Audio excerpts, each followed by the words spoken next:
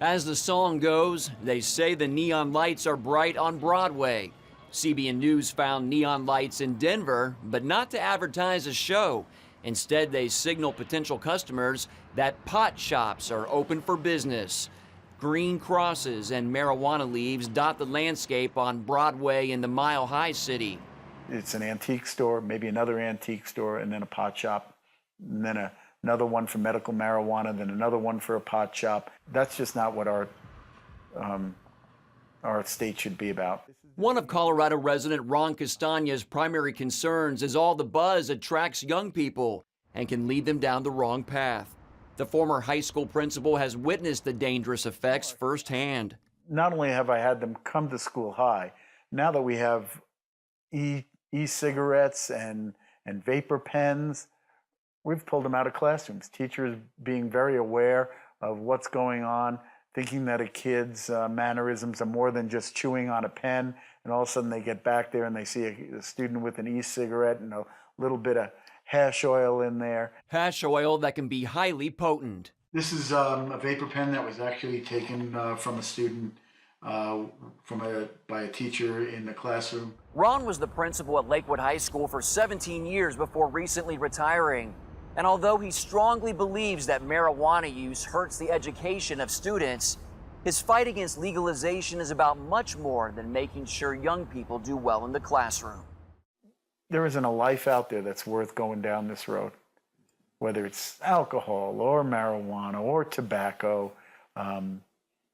There's a price to pay for all of it. And the bigger story is that, yes, there'll be some kids that'll experiment with it. It's been going on for a long time. But our percentages are already up in the state of Colorado. And the number of parents and folks that are doing this in their homes, that are sending the wrong message, it's pretty clear cut to me that this isn't a road we want to go down.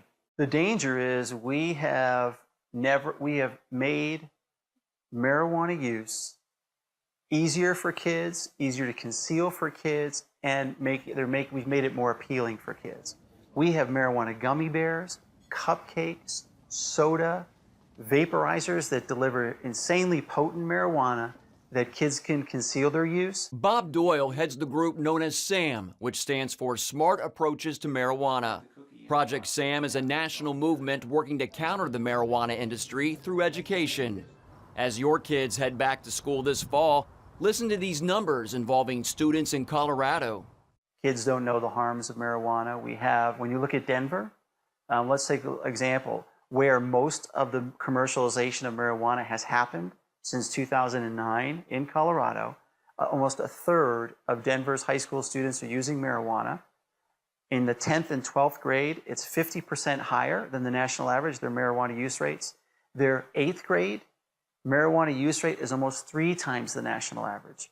In other words, almost 20% of Denver's 8th graders smoke pot. The state of Colorado surprised people around the world in November 2012 when residents voted to legalize recreational marijuana for adults 21 and over. Supporters touted the tax revenue, but has it led to a financial boost for the state?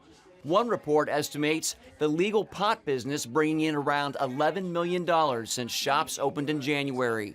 Another shows that tax revenues have not met expectations.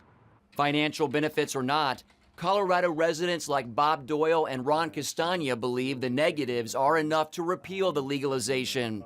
They're a part of a growing organization working to get that measure on the ballot. The group is getting bigger and bigger as they see more and more of what's going on out there.